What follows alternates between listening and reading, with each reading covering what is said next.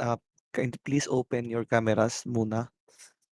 Then class rep, a screenshot, then you upload it again on the Google Drive.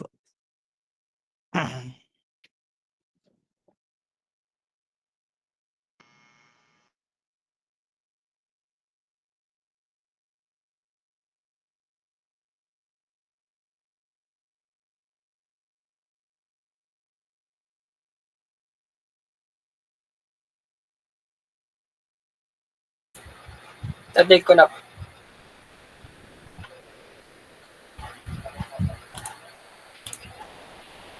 Okay na ba? Sige, thank you. Uh, again, good morning, engineers. Today, uh, I'm gonna be presenting to you yung calculations nung nasa lesson 3 na nasa try 8. I'm not gonna be discussing to you yung mga sample problems to na may solution na. You can just have a study, or you can just study that one. Since it's already well presented, the calculation, it's easy to understand. So again, it's on you. It's on you on how you are gonna be dealing with it. But what I'm gonna be discussing today is the other sample problems that do not have the solutions on the manual, and then I'm also gonna be discussing to you. I'm also gonna be discussing to you the black body radiation, which we did not discuss in lesson 2, because as per the initial plan, or sorry, as per the initial checking of your midterms exam, of your midterms exam yesterday, as per checking, it was included. So you have to study that one as well. Also, that is the reason why I'm going to be discussing it to you as well then today. So we're going to be discussing about black body radiation, because many studies believe that the sun is a black body, but in reality, if we consider all the parameters, sun is not a black body. But since we're talking about thermal radiation, the solar radiation, we're gonna be dealing with with the analysis of it. So di-discuss natin yan mamaya. And yon, regarding your quiz, I'm really sorry. I was not able to attend the class last week, the whole week, because I was not really feeling that well. So some of you know it, since I have talked to them as well. I'm not really feeling that well last week. The reason why we did not have the quiz, I really don't know. I really don't know about the events din naman that happened inside the campus last week. So, yun, even though may event nga, so most likely wala talaga tayong klase noon last week. But since syempre hindi lang naman kayo yung affected na class. All of my handled classes affected, kasi nga buong week ako hindi pumasok. So again, that's on me. I'm really sorry if I did not meet you last week. But yun, the quiz will just be held on week 11. Week 11, after yun ng midterms exam. So doon tayo magki-quiz, and that's only for an hour, since objective type lang naman ulit yun. So kaya nyo kayang sagutan ng 30 minutes siguro. Yun, since that's an objective type lang naman exam. So that's gonna be on week 11. Then after that, we're gonna be proceeding with the calculations naman ng wind energy systems natin on week 11. And then for next week is gonna be your midterms exam. And uh yun nga, with the initial checking, uh and that's still subject for approval. uh from the initial checking, merong apat na tanong. There are four problems. One is about the black body radiation. The other one is about solar time. The other question is about the angles and the sunset and sunrise times. And the fourth question is about what we're going to be discussing today, the other energy management uh, problems. So yun, that's the 4 questions. Again, that's the subject for approval. It's still not yet signed by the department chair and by the dean. So once it gets signed, I'll let you know, and I'll get you updated as soon as possible since yun, I'm now feeling better. So I'll try my best to respond to all your questions, to all your concerns. And yun nga, I'm just really sorry last week kasi I'm not really responding to any questions, not unless I was really forced to do so. So yun, it's on me kung hindi agad ako nakapag-announce na walang klase. Kasi yun nga, hindi ako naka-deactivate lahat ng accounts ko. But what I can assure you today, what I can assure you this week is that I'm gonna be responding as fast as I can na. So, yun, just let your class reps know if you have any concerns or any questions, and I'll try my best to respond as fast as I can. So, yun lang naman. And sige, start tayo ng discussion. Oo, sige, start tayo ng discussion.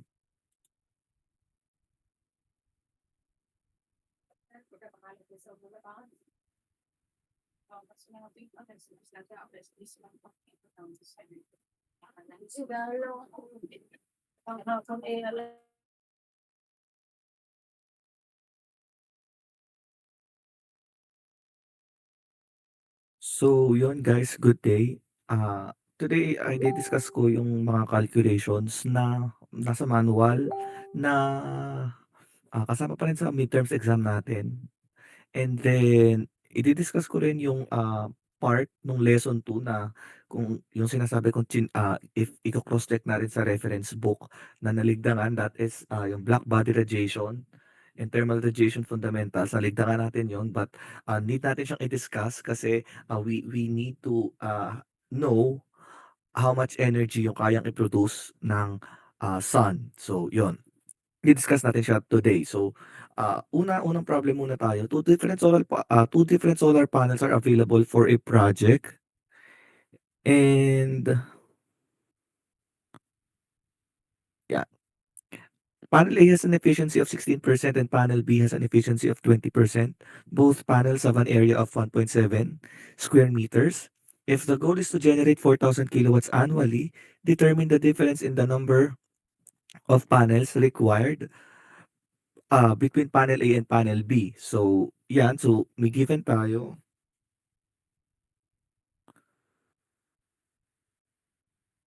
Given natin is si panel A. For panel A, we have efficiency at 16%. Then area is 1.7 square meters.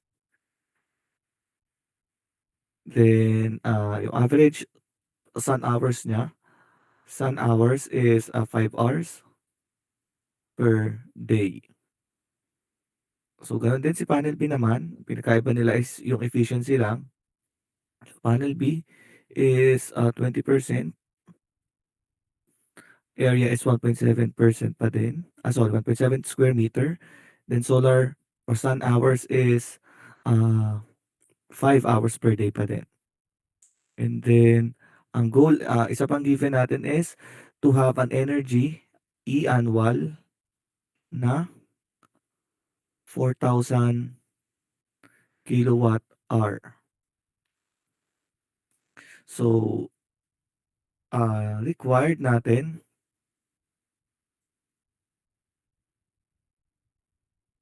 ang hinahanap natin ay difference in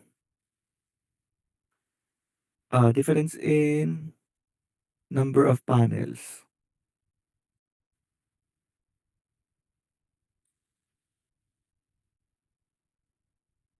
So that's let's assign this as delta n.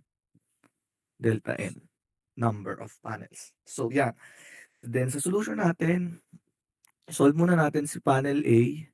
So for panel A, madali lang naman 'to. So, kailangan natin dito is yung, makuha natin yung annual annual energy na generated ng per panel natin. Kailangan natin makuha yung, annual energy generated. So, ibig sabihin ang pinaka-goal natin is makuha ang energy annual ni A.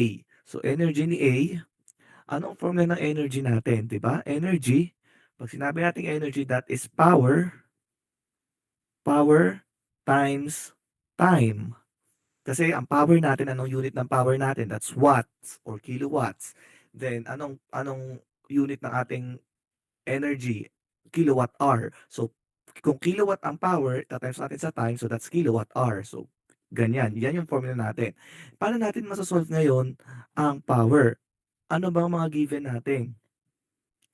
Wala tayong, given na kahit ano, efficiency lang at area. So paano natin siya maso-solve? Paano natin siya makukuha?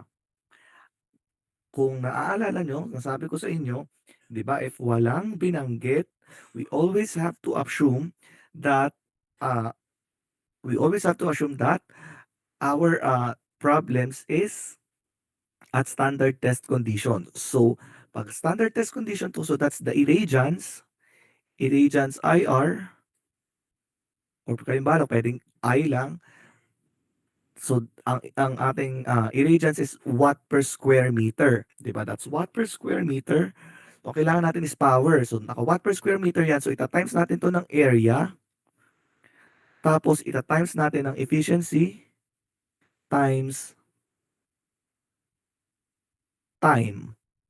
'Yan. So, bale yung power natin is irradiance times area times efficiency times time. So, that's power times time. So, substitute lang natin. So, that's 1,000 watts per square meter times yung area natin na 1.7 square meter times efficiency natin na 0.16 times time natin na 5 hours per day. And ito, so makukuha natin dito ay kilowatt hour per day, 'di ba? Sorry, watt 'to kasi cancel ang square meter, cancel. Matitira dito is watt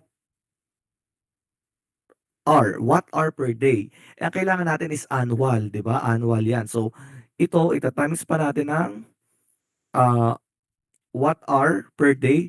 So gagawin natin watt hour per year. So gagawin natin, ita-times natin ng 365 days per 1 year. So 'yan.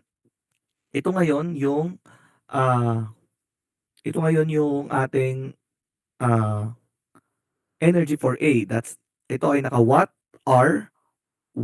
hour per year. So naka-annual na 'yan. So ang sagot dito sa efficiency ni A ay, saglit lang, 1,000 times 1.7 times 0.16 times 5 times 365. This is,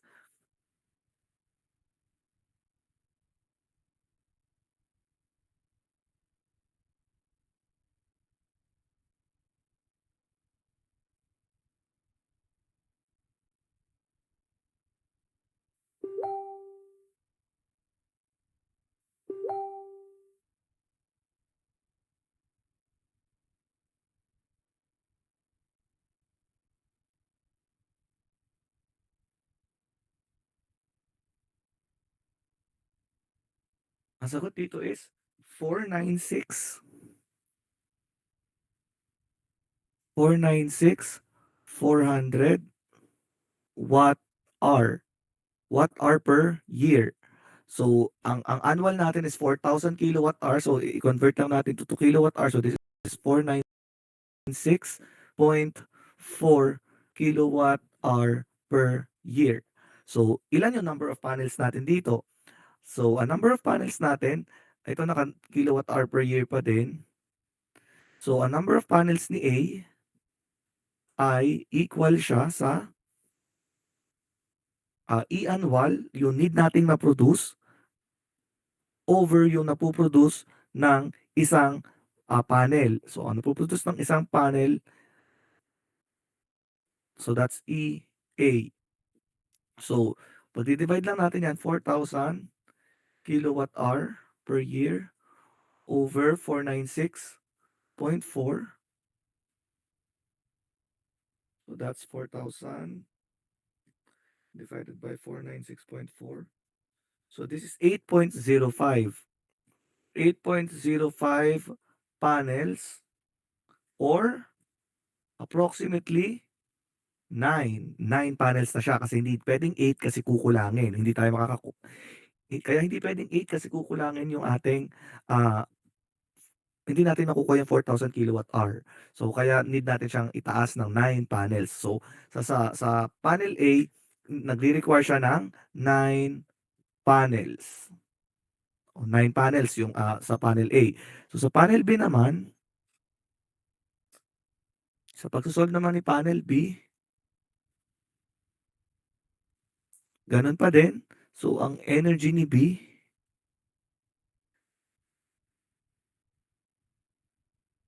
en energy ni B ay, irradiance pa rin times area times, efficiency times time. So, gano'n pa rin siya. This is, 1,000. Again, ang irradiance natin under standard test condition is 1,000 watt per square meter times 1.7 square meter times efficiency na 0.2 times 5 hours per day. Need natin is, per year, so that's 365 days per 1 year. So, dito makukuha nating sagot ay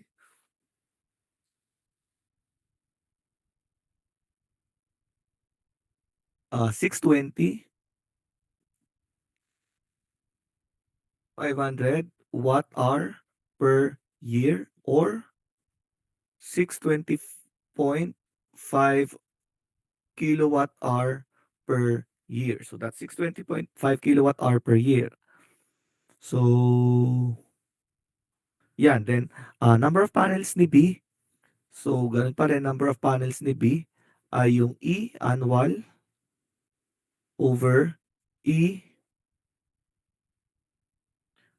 E, energy ni B. So, that's 4,000 over 620.5. This is equal to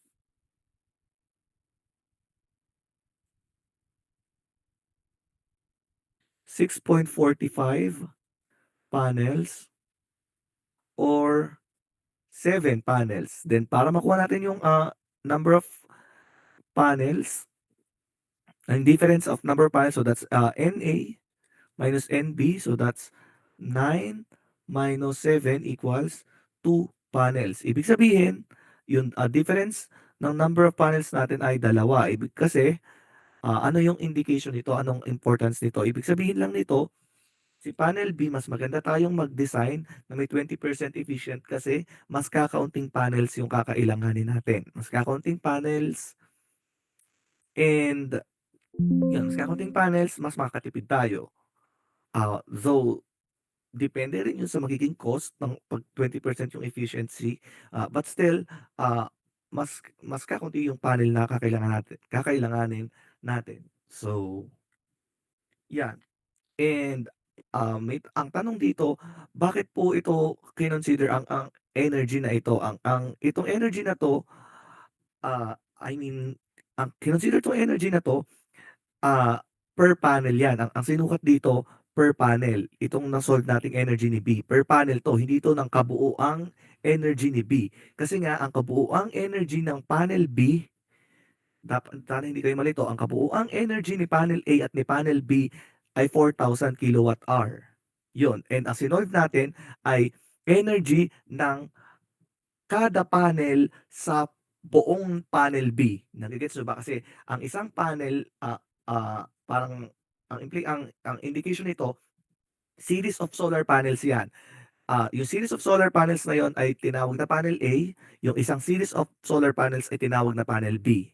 So, ang sinukat natin, ang sinolve natin na energy ni B ay ano 'yan, per panel sa series of panels. So, ang energy ni A at energy ni B na sinolve natin ay, ah, isa lang, energy ng isang panel doon sa series of panels na 'yon. So, 'yon kaya, nakuha natin yung difference ng number of panels na dalawa. So yan, that is yung number one. The number two, a 10 kilowatt PV system consists consists of 20 panels, each rated at 500 watts under standard conditions. Then, on a particular day, a tree casts a shadow on 4 panels for 3 hours during peak sun. Assuming those 4 panels receive no sunlight during the shaded period, calculate the total energy loss for the day in kilowatt hour. So, meron tayong given. So, given tayo. Madali lang 'to, mukha lang siyang mahirap. So, pero ang given natin is, ah, yung PV system natin, yung power ng PV system natin is, 10 kilowatts. Then, we have number of panels na 20. So, ibig sabihin 20, 'di ba nakikita na 20 panels siya, yung isa daw ay 500 watts. So, 20 times 500 is 10,000. So, that's 10 kilowatts. So, yan. And then on a particular day, a tree cast a shadow on 4 panels. So, we consider that as NA or N affected ng shadow. That's 4. Then, yung affected na yon ay 3 hours. So, 3 hours. So, ang time natin is 3 hours. So, hinahanap ay energy loss. So, required is energy loss. Energy loss, that's delta E. So, solution natin, ganito lang po ang solution dito. Ay nahanap lang kung ilan yung energy na malulose during that time. So, ah, delta E, energy loss, ay equal siya sa number of panels na affected. So, that's NA times ilan yung panels, ilan yung rating ng panel. Ilan yung rating ng panel? That's 500 watts. So, ito ay P rating. So, this is PR. P rating natin per panel is 500 watts. Ayan, NA times PR times ilang oras siya affected. Ilang oras, so that's time. So, energy loss natin, that is just basically 4 times 500 watts times ilang oras? 3 hours. So, this 4 times 3 is 12 times 5 is 6,000 watt hour. 6,000 watt hour yung nalo-lost per day. And ang hinahanap natin is in kilowatt hours. So, this is gonna be 6 kilowatt hour. Kasi siya ay 1 kilowatt is equal to, tama, 1 kilowatt is equal to 1,000 watts. So, cancel ang watts, matitira kilowatt hour. Kilowatt hour, 6 kilowatt hour. So, this is your energy loss for the day. Kapag naapektuhan yung ng solar panel or kapag naapektuhan yung solar panel natin ng shading ng araw. So, yan. Then, number 3, a solar panel has an area of 1.6 square meter and generates 320 watts of power under standard test conditions. Calculate the efficiency of the solar panel. So, may given tayo ng area ng solar panel natin which is 1.6 square meter. Then, ang kanyang power na kaya ma-generate, so yung P output, PO, or kayong bahala, basta that's P output, 320 watts under standard test conditions. Then, required natin, efficiency, ang hinahanap, efficiency ng solar panel. So, para natin siya iso-solve, una ang gagawin ay kuhanin natin yung maximum ah, maximum power na kayang i-produce doon sa area na yon. Paano natin makukuha yung maximum power? Paano natin makukuha yung P maximum? Under standard test conditions, yun yung maximum na makukuha natin. So, under standard test condition, that's the irradiance times yung area. So, ibig sabihin, at that specific area, ganito kalaki yung makukuha nating power. Nagigets? Sana nagigets nyo? Ganon kalaki yung makukuha nating power sa specific area na yon. So, ibig sabihin, ang maximum power at doon sa area na 1.6 square meter ng solar panel ay 1,000 watt per square meter times 1.6 square meter. This is equal to 1,600 cancel watts. This is your P maximum. So, paano natin makukuha ang efficiency? So, that is just energy equals the P output, yung output natin over the theoretical value or yung P max natin. So, that's a 320 watts over 160 or sorry, 16 watts. This is equal to 0.2. 0.2 or efficiency is times 100%. So, this is 20%. So, yan. This is your efficiency. And yan. Yan yun. And then, tandaan to guys ha. Tandaan. Kapag sinabi sa tanong, ang nakalagay dyan, kuwari, a solar panel, hindi, ang nakalagay ay ganito. A module 320 has an area of 1.6 square meter. Again, a module 320 has an area of 1.6 square meter. So yan, ganyan po kasi yung mga pangalan ng solar panel natin uh, per module. Ang pangalan ng module natin ay kung ano yung watt na kaya niyang i-generate. So, ganyan lang siya. Hindi sinasabing a module 320 watts. Wala, hindi sinasabi itong watts na word. Pag pinapangalanan ang mga solar panel, ganyan lang siya, module ang tawag sa kanya. A module 320, so kung anong number ang nakalagay doon, kung anong module siya, kung anong module, yun po ang kanyang power output. Again, pag sinabing module, yun yung kanyang power output. Ganun yung pangalan ng mga solar panels. Tandaan po yun. Then, last uh, sample problem na nasa manual natin is a 5 kilowatt photovoltaic system is installed in a location that receives an average uh, of 4.5 peak sun hours per day, assuming that the system operates on an average efficiency of 80%. Estimate the annual production of the system in kilowatt hours. So, given natin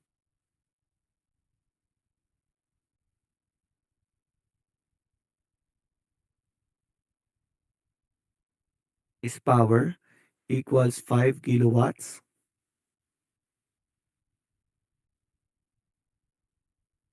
Buong PV system na yan. So, that's 5 kilowatts. Then, ang average sun hour natin is 4.5 peak sun hours. So, 4.5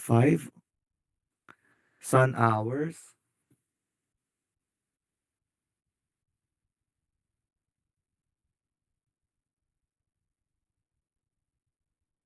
Then, assuming that the system operates at an average of 80%, so that's an efficiency of 80%.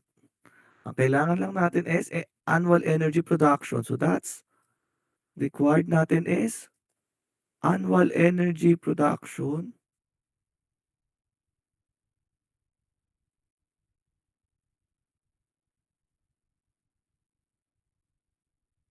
E.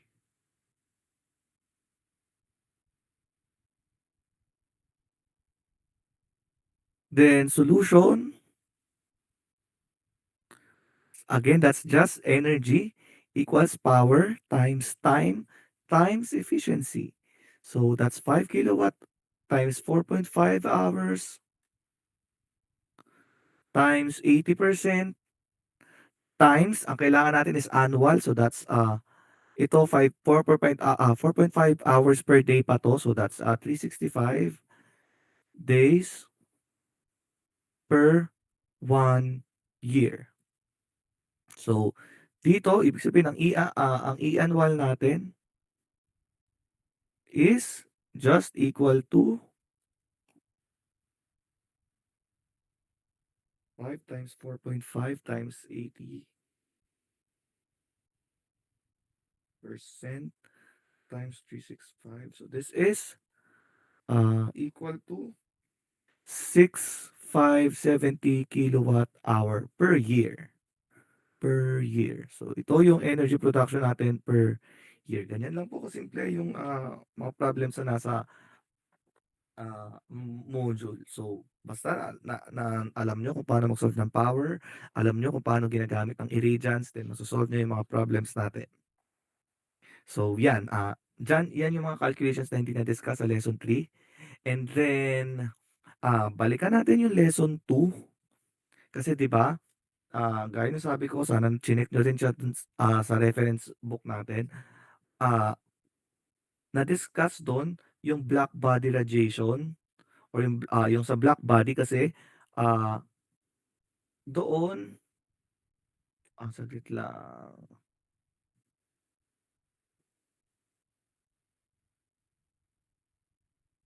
nasaan yun?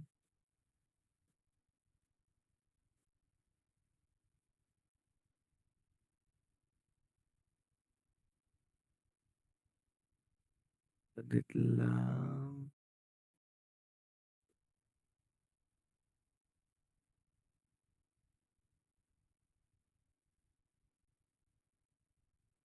Yun, kasi doon sa part natin, ini-skip nga natin yung, ah, sa manual ini-skip natin yung, black body radiation and, yung, thermal radiation fundamentals and, ah, as what I have heard, na diniscuss 'to, diniscuss na din 'to, sa ibang section. So, we need to discuss this as well and yun, kasi siyempre, we are considering a radiation and from that radiation meron yang energy emitted. And from that energy emitted, yun yung nagagamit nating energy o yun yung energy na naha-harvest natin para magamit siya as an energy natin or as a usable energy natin dito sa Earth, yung emitted energy from the sun. So, yun. And, ah, yun, nilagay ko lang dito yung nasa book. So, yan. When we talk about a black body, di ba? Do we consider sun as black body? Hindi po. Hindi totally black body ang sun. Again, hindi po totally black body ang sun. Though,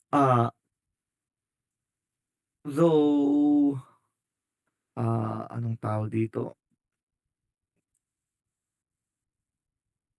Though siya ay ah, considered as a good absorber, 'di ba? When we talk about a black body, dapat it the body should be a good absorber ng energy. Lahat dapat ng energy ma-absorb and as well kaya niyang i-emit din yung ganong kataas na energy. So it's like that, what you absorb is just equal to what you emit. Yung kaya mong i-emit, yung kaya mong i-radiate. Gano'n ang, black body. Kailangan magaling siyang, mag-absorb, magaling siyang mag-emit. So, ah, 'yun,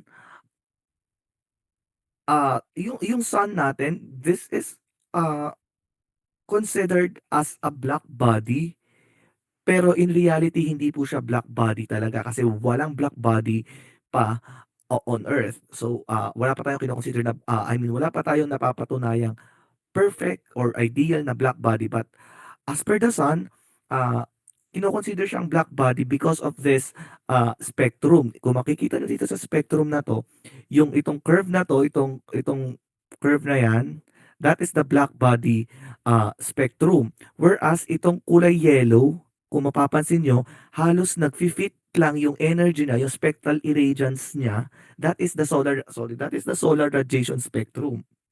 So nagfi-fit doon sa curve ng black body spectrum yung solar radiation spectrum natin ng sun. So kaya, kino-consider siya, ah, as black body nga. Though yun nga, again, hindi siya totally black body, but because of this graph, because of this spectrum, makikita na yung kayang i-emit ng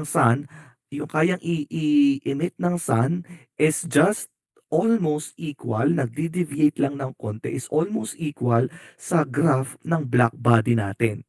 So yun yung, idea dito.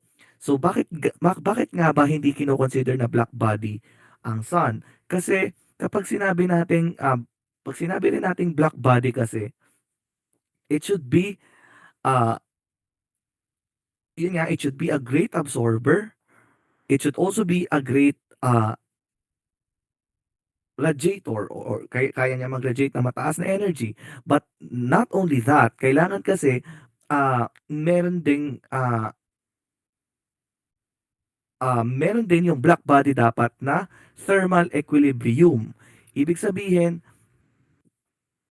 lahat ng energy level distributions do'n, dapat in equilibrium siya, and dapat lahat ng, 'yon, yung mga energy na 'yon ay nag-ooperate, or it should be only under a single temperature. Ibig sabihin, hindi dapat nagva-vary yung temperature sa isang black body. Hindi dapat nababago yung temperature do'n. So, ang sun kasi natin is, ah, ang sun kasi natin is, nagbabago yung temperature sa paglalim niya, sa pagpunta sa core ng sun, mas tumataas yung, temperature niya. So, doon pa lang hindi hindi equilibrium yung temperature natin, kasi nga nagbabago. The temperature changes, ah, proportionally with its depth. So, ibig sabihin, hindi siya black body kasi hindi siya, single temperature. But then again, hindi siya black body, pero siya, ah kino-consider siya ng mga studies or ng mga examples as black body, kasi nga from this graph, yung spectrum niya, yung kaya niyang irradiate is just, ah, almost equal kung i-a-approximate doon sa graph ng, black body spectrum. So makikita niyo 'yan, yung itong graph na 'yan, 'yan, yung graph na 'yun yung black body, and yung nasa loob, yung sunlight na yun yung kaya ng sun. So, yun, kaya siya kino-consider sa mga studies as black body. So, paano natin siya sino-solve, ah, on this kind of level? When we consider sun as a black body, 'pag kinonsider natin ang sun as a black body, so, we have this energy density of the radiation emitted at a given wavelength, which is monochromatic by a perfect radiator, usually called a black body, is given according to the relation E B lambda. Saglit lang, sorry.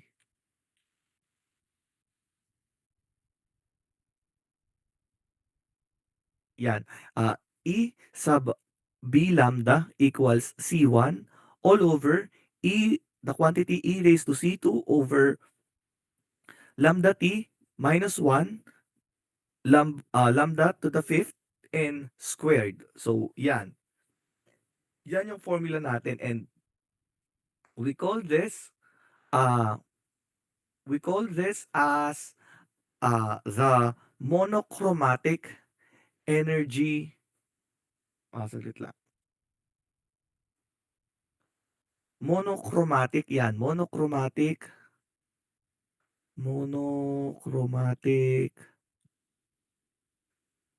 emissive power.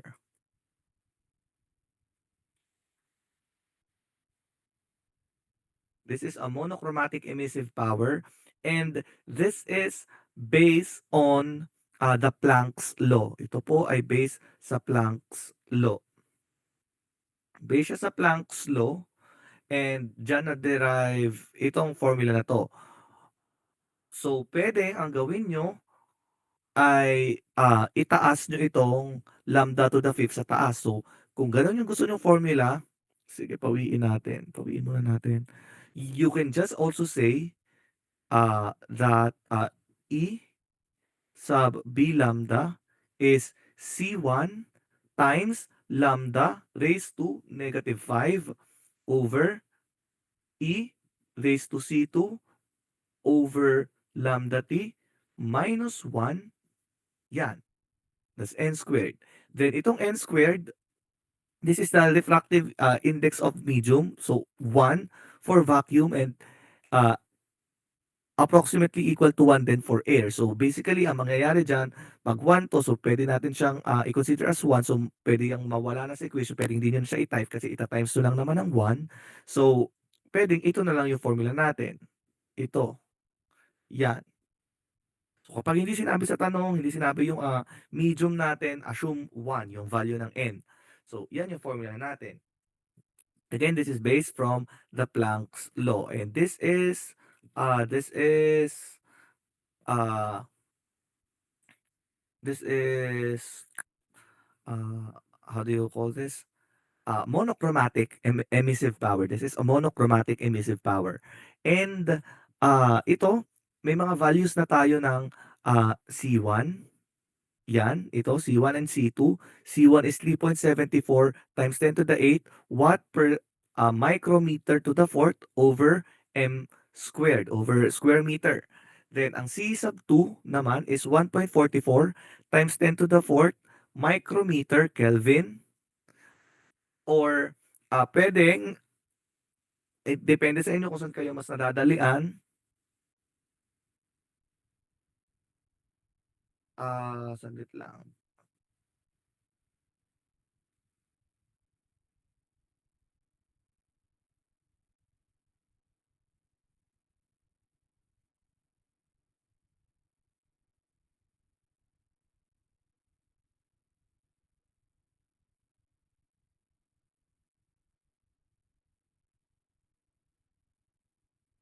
Pwede nating isulat ito, since kung mapapansin niyo, 'di ba, ito ay m to the fourth and m squared. So, may matitira sa taas na m squared. Pwede nating sabihin si C sub 1 ay equal din sa 0.374 times 10 to the negative 15 watt m squared. Tandaan yan. This is yung simplified value. C1, para hindi na tayo naka-micrometer dito, hindi tayo naka-micrometer. So, kinonvert na to pa square meter. So, ang C1 is 0.374 times 10 to the negative 15 watt m squared. So, yan yung C1. Whereas, ito namang C2, pwede din natin gawin siyang ah, hindi naka-micrometer.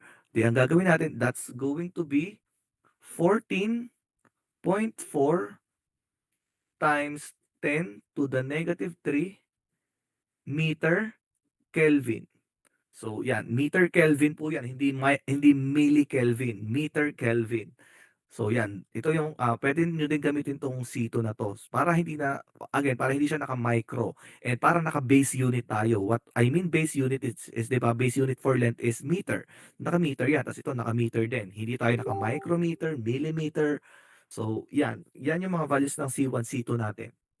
Then itong lambda, this is yung wavelength natin. Yung wavelength natin. This is your wavelength. Mamaya magigets na siya. Yan yung wavelength na ini-emit natin. And yan, then ito naman, familiar na kayo dito sa formula na to. This is the total emissive power. The total energy emitted by a black body E sub B is defined by the Stefan-Boltzmann law. So ang formula niya is ang total emitted ng ating black body is E sub B equals the Stefan Boltzmann constant times T to the fourth. So, yan, that is our uh, formula for total emissive power. So, ang Stefan Boltzmann nga natin, we just need to use this. Be familiar with 5.67 times 10 to the negative 8 watt per square meter Kelvin to the fourth. So, yan yung ating total emissive power. Then, kapag sinabi naman nating maximum,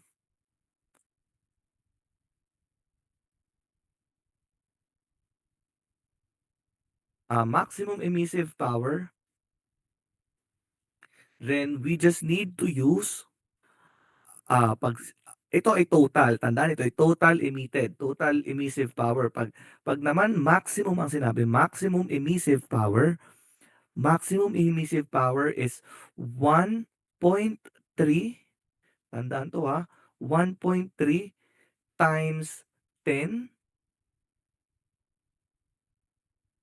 Ito na lang gamitin natin, 1.3 times 10 to the negative 5 T5, T to the fifth power. So, yan, yung ating maximum emissive power. Ah, yan yung gagamitin natin. Then, kapag may given, tandaan na, kapag may given, for example, may given tayo na emissivity factor. Emissivity factor, ito yung magiging formula natin ng total maximum power. E sub B equals the emissivity times yung ating Stefan Boltzmann constant times T to the fourth power. Ita times ng emissivity factor. So, pwedeng dalawa yung maging tanong dyan. Pwedeng maging dalawa. So, for example, ang tanong sa problem is, calculate the maximum or calculate the total emissive power. Pag yun lang yung tanong, calculate the total emissive power, then gamitin itong formula na to, ito. Yan, ito yung gamitin. Then pag after nun, pwedeng magtanong, sabihin din, calculate the total emissive power of the real surface with emissivity factor of ganyan. So, ibig sabihin,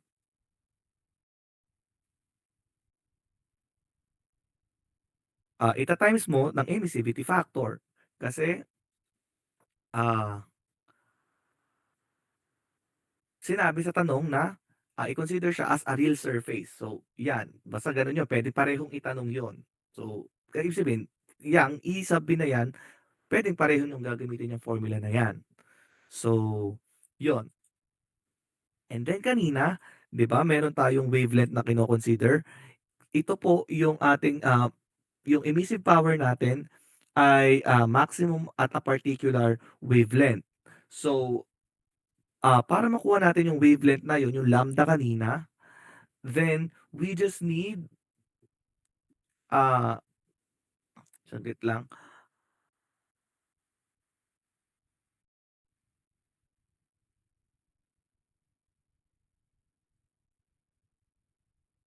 Okay. So, para makuha natin yung maximum wavelength, then ang kailangan natin ay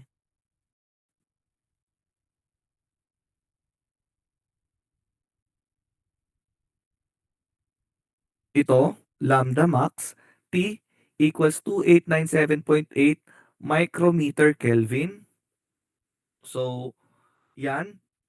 Ito, kung mapapansin nyo yung unit, this is micrometer times Kelvin. So, yung ating lambda max or yung frequency natin is in terms of meters. Yan. Then, yung temperature is in terms of Kelvin.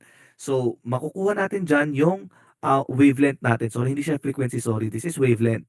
Makukuha natin yung wavelength dyan. Or, we can just say, kung ayaw, para uniform tayo, let's just use this. Let's just use this value. So, ang lambda max times temperature ay 2 point, ah, 2.9 times 10 to the negative 3 meter Kelvin. So, ito na lang yung gamitin natin para mas madali. 2.9 times 10 to the negative 3 meter Kelvin. So, ito yung ating gagamitin sa pagkuha ng maximum wavelength. So, yan. Yan yung ating formula para makuha again ang maximum wavelength na gagamitin natin sa pagkuha ng monochromatic emissive power. So, yan. So, magbibigay ako ng example sa inyo. Ito, the sun emits maximum radiation at lambda equals 0.52 micrometer. So, this is micrometer. Yan.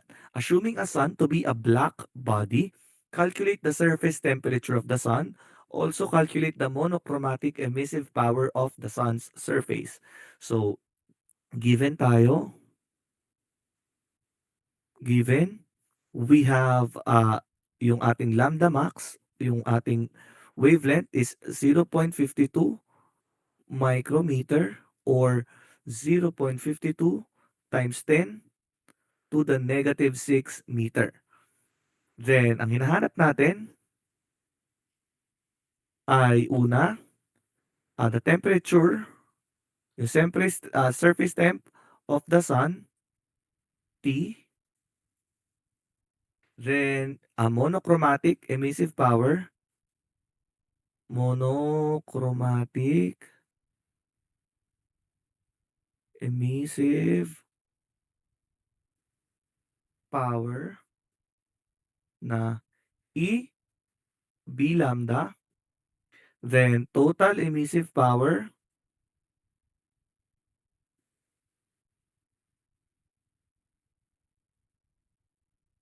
E. Then, maximum emissive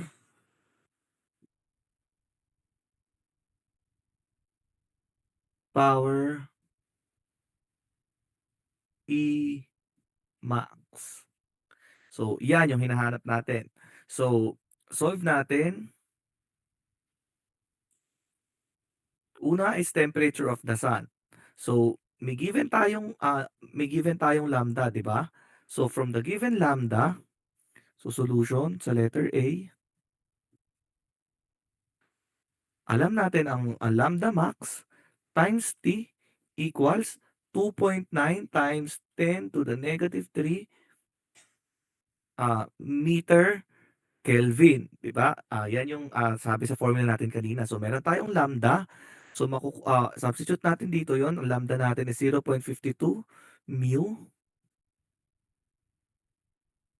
meter times temperature natin is yung nawawala, T equals 2.9 times 10 to the negative 3 meter Kelvin or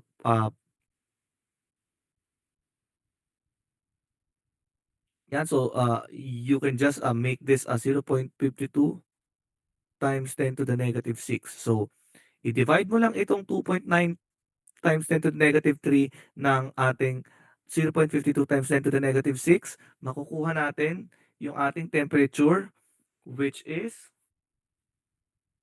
wait lang,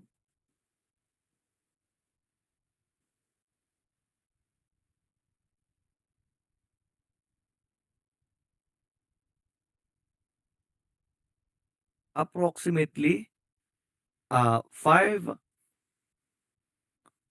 temperature natin is 5576 Kelvin. Approximate lang 'to, approximate. Pero ang lalabas diyan na sagot is 5576.923077 Kelvin, yung buo. Pero for the sake of the discussion again, ito lang ang gagamitin muna natin. So, ito yung ating temperature. Ito yung sagot na natin sa letter A. Ito yung surface temperature.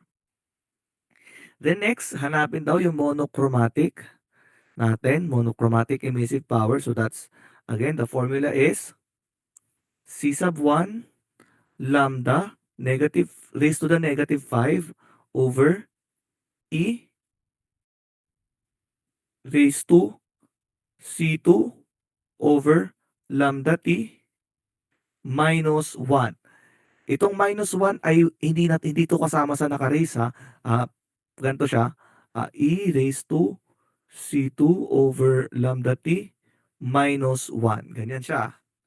So, yan. Then, again, wherein alam natin na ang C1, base kanina sa ating Planck's law na binanggit ko, ang C1 ay 0.374 times 10 to the negative 15 watt m squared. Then, ang C sub 2 ay 14.4 times 10 to the negative 3 meter Kelvin. Then, meron tayong lambda. Lambda natin, yung given na 0.52 micrometer. Sa-substitute lang natin yan. Substitute din yung nakuha nating temperature. Substitute lang yan sa formula. Ang makukuha nating approximate value ng monochromatic emissive power is at 6.9 times 10 raised to 13 watt per m squared. So, yan. Again, isa-substitute mo lang yung value ng C1, value ng C2 dito. Substitute lang yan. Makukuha natin ito ang monochromatic emissive power. Then, next, basta i-substitute nyo siya sa calcul nyo ha. I-substitute nyo. Yan yon. Then, next, ay yung total emissive power. Again, pag sinabi natin total, that's just, we are gonna be following the Stefan-Boltzmann law. So, total emissive power is Stefan-Boltzmann constant times T to the fourth. So, this is 5.67 times 10 to the negative 8 watt per m squared Kelvin to the fourth times yung temperature natin. Ang temperature natin dapat po ay naka-Kelvin. Kelvin po ang gagamitin dito. Huwag magkakamali. Kelvin po ang kailangang unit. Kailangan po tandaan ulit. Dapat po sa calculations natin, may it be doon sa formula natin ng maximum wavelength. Doon sa maximum wavelength, dapat naka-Kelvin po yun. Iko-convert muna pa Kelvin. Dito, dapat naka-Kelvin din. Lagi pong absolute temperature. So, dito, makukuha natin yung energy natin. I-solve nyo siya. Kayo nang bahala. I-solve nyo. Then, that is our maximum so that is our total emissive power. I-solve nyo yan. Yan yung ating total emissive power. Then, sa maximum emissive power naman, pag sinabi natin maximum, so E max is gaya na sabi natin kanina, 1.3 times 10 to the negative 5 t to the 5, t to the 5th. So, substitute lang yan dyan. Substitute nyo, kayo nang bahala mag-solve. Then, para may ma-solve din kayo pag nagre-review, then that's gonna be our maximum temperature. Sorry, not maximum temperature. Maximum emissive power. So, yan. Again, itong nasa taas is the Stefan-Boltzmann. Total yan. Pag Stefan-Boltzmann, total. Kapag maximum emissive power, ito yung ginagamit na constant, hindi 5.678. So, yan. So, hanggang dyan po ang ating exam.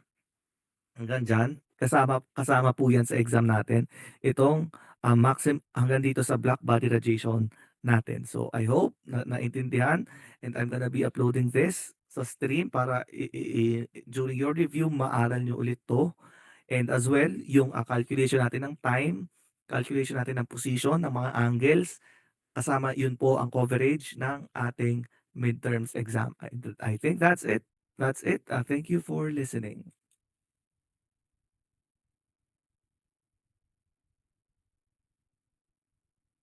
Yun, guys, makinig.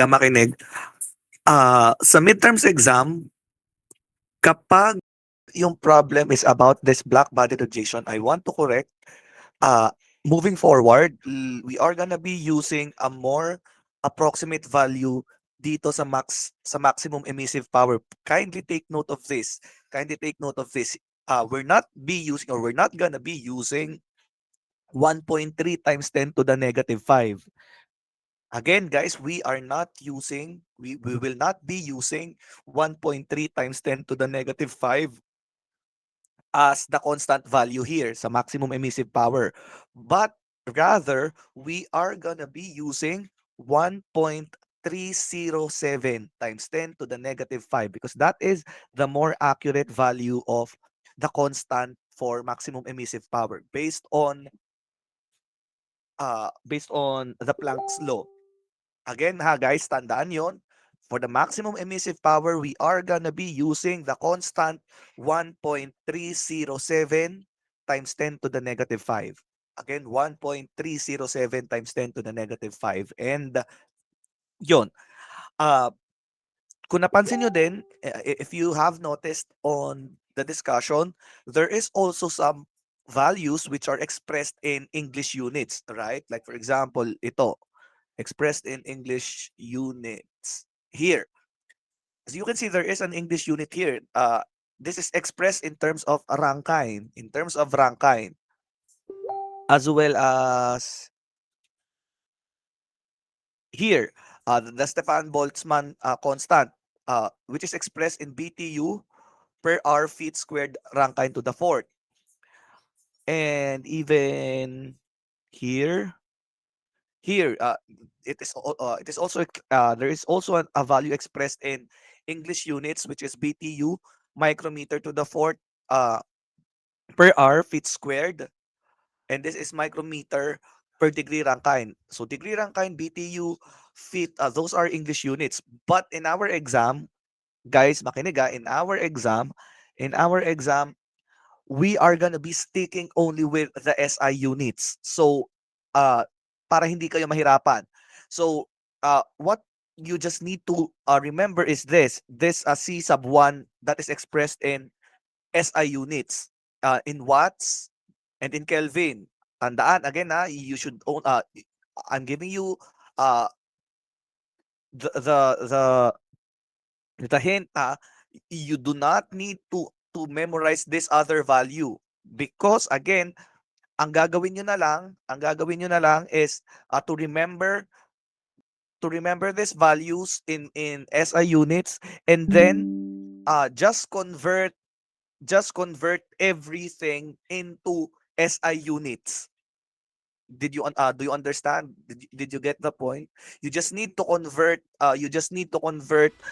those English units, you just need to convert those English units into SI units. Like for example, the given uh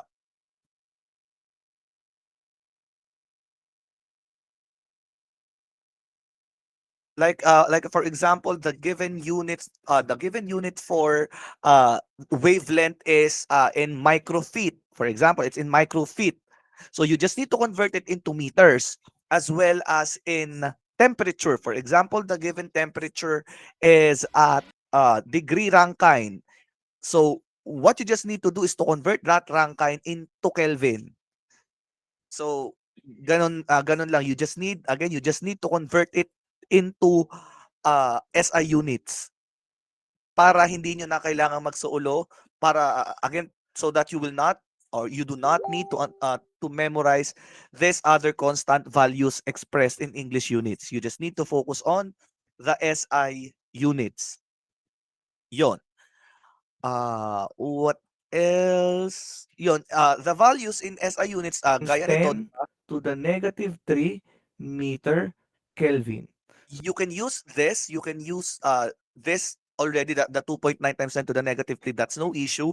But if you're more comfortable in using this other one, the lambda max t equals to 897.8, this is, you just need to remember that this is still expressed in micrometer Kelvin, not in meter Kelvin. So that just might get you confused and give you the wrong answer. So again, I suggest that you follow that you use uh the simplified, or yeah, the simplified values like this for C1 and C2.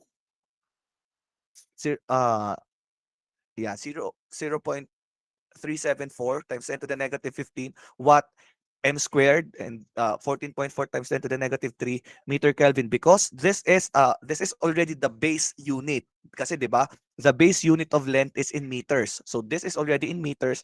This is already in meters. You do not need to use micrometer anymore, because I know that will also make you make your answers wrong, especially in converting these kinds of units. So better use this values already. The constant values which have the base units already. So again tandaan din yung sabi ko dito that we are gonna be using the constant value for maximum emissive power as 1.307 times 10 to the negative 5. So yun, that's it. I think that's it for our lesson. So do you have any questions, concerns, clarifications?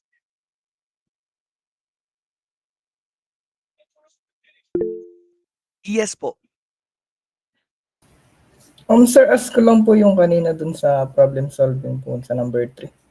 Yung sinabi niyo po na a module 320 has an area. Sir, lagi po bang watts yun? Pag sinabing module, yes. Laging watts yun. Okay po, sir. Thank you po. Kasi again, thank you.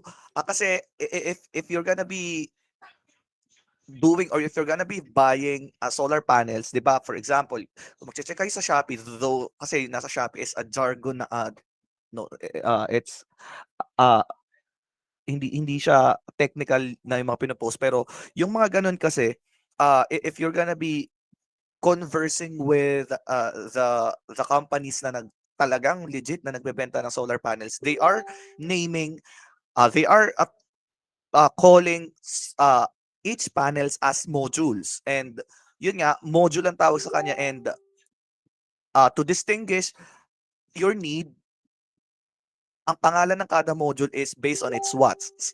It's based on its wattage. So it's module 320, module 500. So ganun, that is how it works. And if you're gonna be asking them uh, about your need or what to buy, then you have to express it in modules. So yon. Again, the name of the solar panel is module, then the wattage. Automatic yon. Wattage, and it is expressed in watts. Yon. Thank you. Any other questions, concerns, clarifications?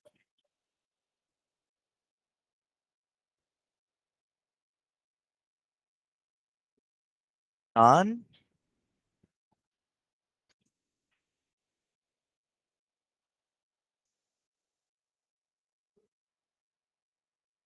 No questions? No concerns? Sure. So, sa midterms exam, the way I presented to you the formulas, specifically here on black body radiation and on solar angles and solar times, just stick with that solution. Okay? Do not compare it with the way how other sections uh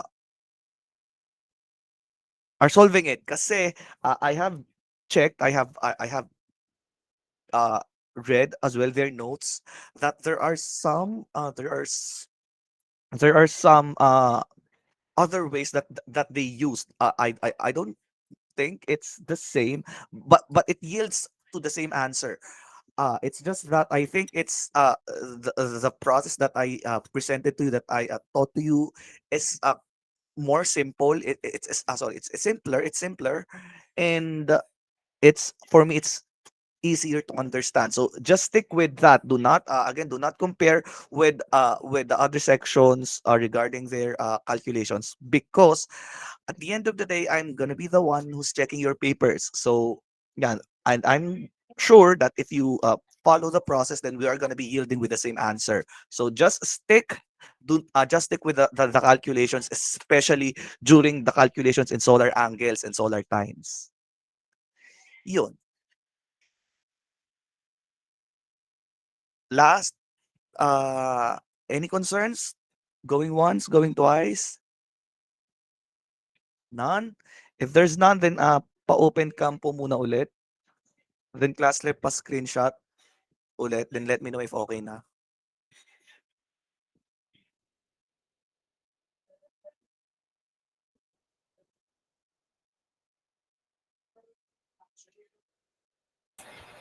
Tatay ko na po.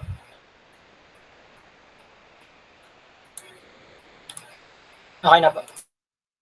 Okay, if that's the case, thank you for attending the class. Good luck on your midterms exam. Have a great day ahead. Thank you. Thank you po, sir. Thank you po.